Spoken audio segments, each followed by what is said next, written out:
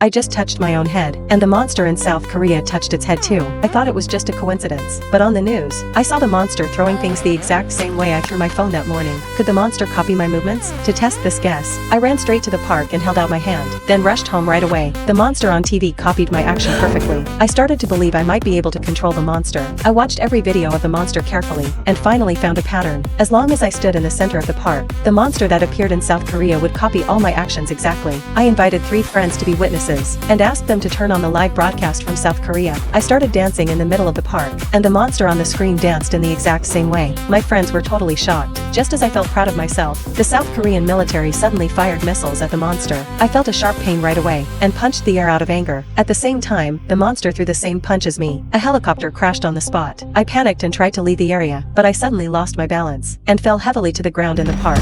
When I woke up again, the TV was broadcasting breaking news. Several buildings in Seoul had collapsed, and hundreds of people had lost their lives. Only then did I realize I had caused a huge disaster. I decided to apologize to the people of South Korea. I went back to the park and controlled the monster. I made the monster point to the ground, signaling the crowd below to evacuate. After making sure the area was safe, I wrote an apology letter on the ground with my fingers, and promised the monster would never cause destruction again. After the news aired, people cheered. It's a good monster. From that day on, I never went to that park again. But the story was far from over. Not long after, a giant robot appeared on the streets of South Korea, destroying the city crazily. I hurried to the park at once, and saw my friend Jack stamping his feet. It turned out he was the one controlling the robot. I tried to persuade him to stop the destruction, but Jack refused. He even wanted to fight me. Disappointed, I slapped him in the face. But to the people in South Korea, it looked like the monster was protecting humans. That slap made me a hero. People even regarded me as a role model. This made Jack even more jealous. The next morning, he asked me to meet him at the park for a fight, trying to take back his dignity. This time I plucked up my courage to fight back, but I was too weak,